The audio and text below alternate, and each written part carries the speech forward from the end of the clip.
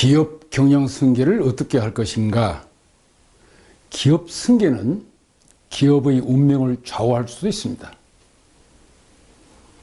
특히 우리나라 30대 대기업들은 국민 경제에서 차지하는 비중이 막중하기 때문에 그 중에 한두 개라도 승계가 잘못돼서 넘어지는 날에는 국민 경제에 큰 영향을 줄 수 있습니다. 핀란드의 노케가 무너졌을 때 핀란드 국민 경제가 휘청한 적이 있습니다. 그런데 기업은 아무라도 잘하고 성공시킬 수 있는 것이 아닙니다. 기업과 자질이 있습니다. 매사에 적극적이고 실사구시적이고 온 정성을 다 쏟아서 나가도 많은 기업들이 무너져요. 그 가운데서 성공을 시키고 나면은 그 다음에 이 기업을 어떻게 할 것인가, 그럴 때에 인지상정이라 자기 2, 3세에게 승계시키고 싶은 욕심이 생깁니다. 자연적인 현상이죠. 그걸 잘못됐다고 나무랄 수는 없어요.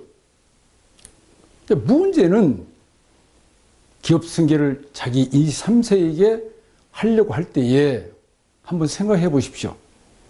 그 기업이 성공할 때까지 수많은 노동자, 근로자들의 피땀이 얼마나 많았는가, 온 국민들이 얼마나 소비를 해줬는가, 세금을 거둬들인 정부는 얼마나 지원했던가, 국토의 방위는 누가 했던가, 사회 간접 시설과 국제 협력 관계는 얼마나 컸던가. 이런 문제를 한번 생각해 보면은 여러분, 이거 어떻게 된 거야? 어떤 학자가 기업 이익의 90% 이상은 이전 세대가 구축해 놓은 지식과 기술에 그리고 사회적 지원에 의해서 이루어진 것이더라 평가를 했습니다. 그래서 기업을 2, 3세기에 승계하려고 했을 때에 이제 문제와 사회적 비판이 따른다는 것입니다.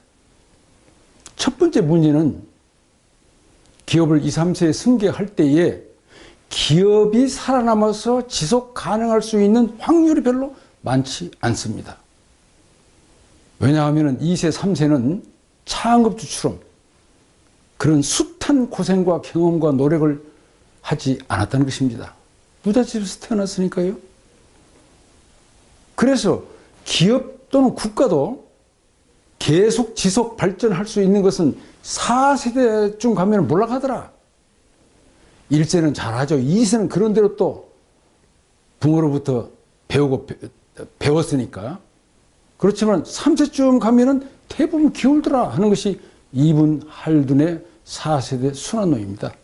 지금 우리나라 대기업들의 대부분 3세쯤 넘어가 있습니다.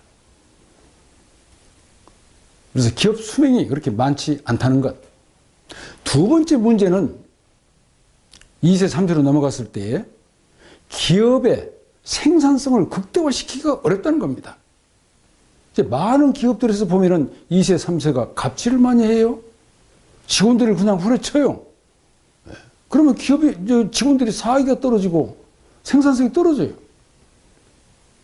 얼마나 지속되겠습니까? 세 번째는 사회적 문제입니다. 이건 대단히 중요합니다. 이제 무리하게 2세, 3세에게 기업을 승계시키기 위해서는 재산을, 지분을 많이 주어야 하지 않겠습니까?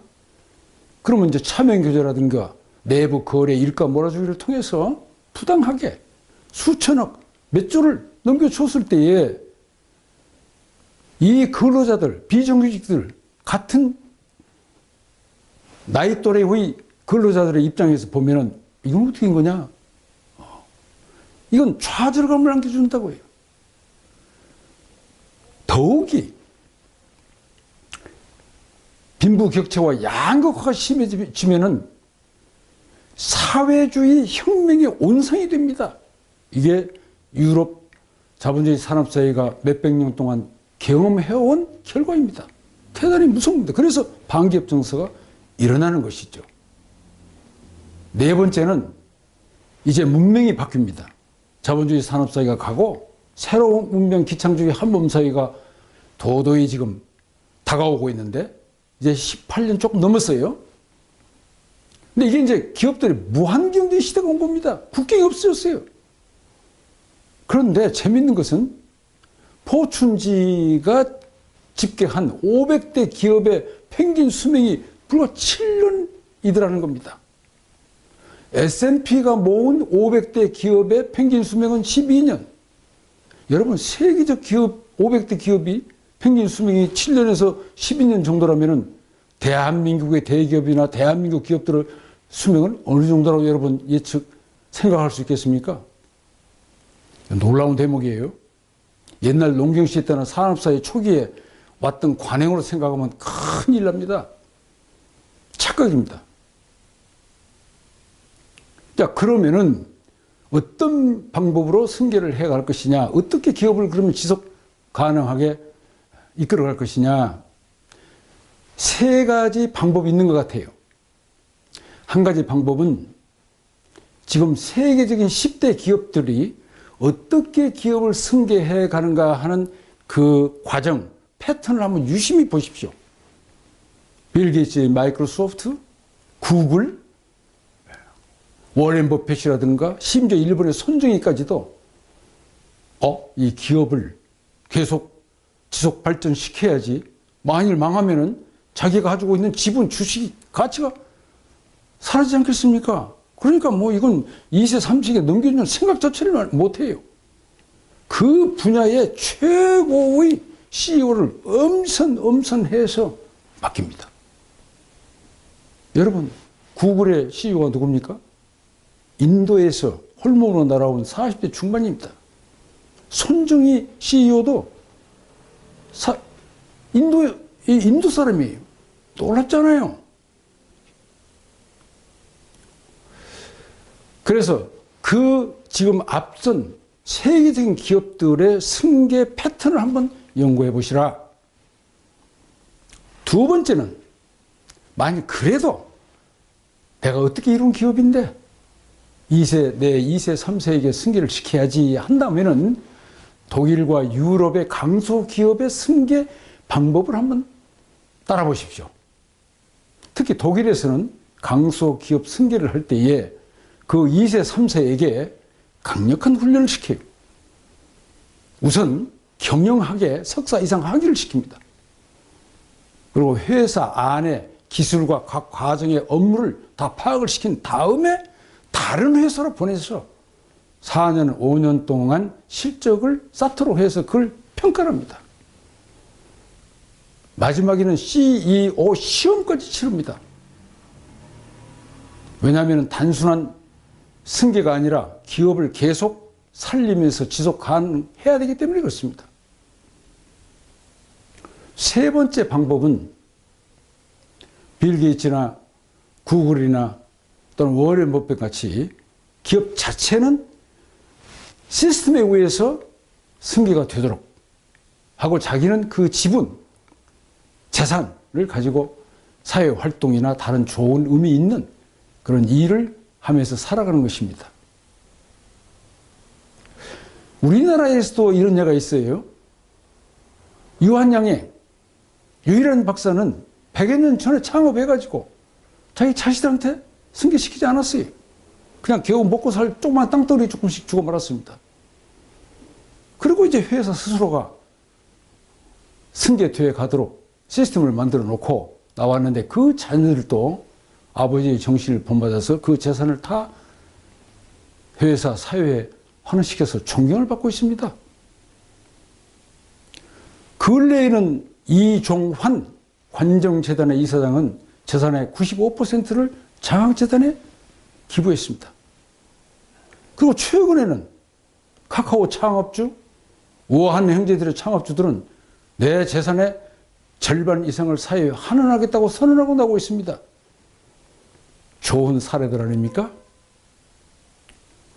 그러면 문제는 사회에 환원하고 시스템만 만들면 잘 돌아갈 것이냐? 그건 단기적으로는 그럴 수 있습니다. 그러나 사회 전체적으로, 기업 전체적으로 이것이 선순환 될 것인가, 지속 가능한 시스템인가 하는 것은 다시 한번 깊이 있게 생각해 봐야 합니다. 산업혁명이 1770년대 일어나고 나서 한 100년쯤 오면서 많은 문제가 생겼어요. 그때 독일의 저명한 경제학자의 사회학자인 막스 베버라는 사람은 아이 큰일 났구나. 그래서 이 사람이 청교도 정신이라는 책을 써가지고 자본주의 산업사회를 지속하기 위해서는 금욕과 근로 정신이 있어야 된다 하고 제시했는데 많이 따랐어요. 특히 미국에서는 막스 베버의 청교도 정신을 많이 따르고 있습니다. 또 기독교인이 물론 많기도 하지만요. 그런데 근래에 와가지고 자본주의 산업사회 말리에 와서는 이 정신이 점점 사라지고 없습니다. 그래서 황금 만능주의, 무한 경쟁, 약육 강식 살벌하죠. 아프리카 대초원의 야생 동물들의 생존 경쟁처럼 그렇게 변해가고 있습니다. 그러면 이제 자본주의 산업사회가 서서히 기울어가고 새로운 문명 기창주의 한몸사회가 오는 이 시점에서 앞으로도 21세기 새로운 전 인류가 하나 되는 국경이 없어지는 그런 무한 경쟁 속에서도 이 정신이 과연 작동할 것인가? 저는 그렇게 보지 않습니다. 그래서 오늘 여러분들에게 자신만만하게 자긍심을 가지고 제안하고 싶은 것은 우리 한민족 천손적이 수천 년 전부터 적용해왔던 철학, 관리 시스템을 오늘 소개해 드리겠습니다. 우리 천손족 조상님들은 5천 년 전부터서 천지인이 이화 제세로 호의 인간을 펴라. 말로만 그런 거 아니에요. 이런 정신, 이런 관리, 수평적 리더십, 선순환 시스템을 가지고 중국의 충원을 2000년 동안 지배했습니다. 그리고 이 아시아와 유럽을 거쳐서 미국, 일본, 남미까지 건너갔어요. 농경시대 때 전 세계를 그 철학으로, 그 관리 시스템으로 인류에게 보편적 원리를 제시한 민족이 우리 천손족입니다.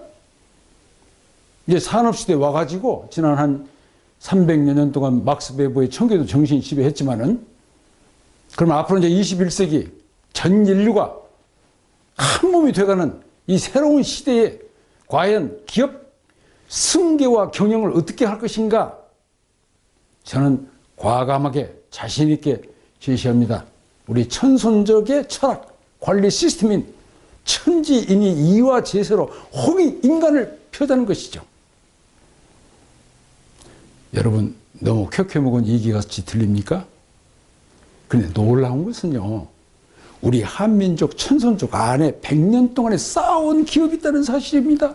놀랍습니다. 증명을 해서 하고 있습니다. 바로 유한양입니다. 1926년 유일한 박사가 일제강점기에 들어와서 기업도 별로 없는 상황에서 기업 이윤을 선순환시키자. 그리고 신약, 좋은 약을 개발해서 국민의 건강을 증진시키자. 그리고 기업 이윤은 사회 복지에 쓰도록 하자. 야, 이건 자기 자식들한테 승계시키지 않고 이런 기업과 정신을 가지고 그 후에 그 후배들이 100여 년 동안을 오면서 자기들이 터득해가지고 시행착오를 거치면서 만들건 그것이 오늘날 유한만의 아름다운 이야기 5가지로 지금 정의되어 있습니다. 딱 굳어 있습니다. 첫 번째는 기업 이윤을 선순환시키자, 순환시키자, 사회화 순환시키자. 두 번째는 창업주를 마음속으로 존중합니다. 존중하는 기업가 있어야죠. 세 번째는 기업의 소유주는 사회다. 우리는 그저 관리를 할 뿐이다. 네 번째는 샐러리맨의 꿈이 실현되는 곳이 우리 기업이다. 무슨 말이냐? 평사원으로 입사하면서부터서 거기서 갈고 닦고 일생을 위해서 가장 우수한 사람을 유한양의 사장으로 뽑습니다.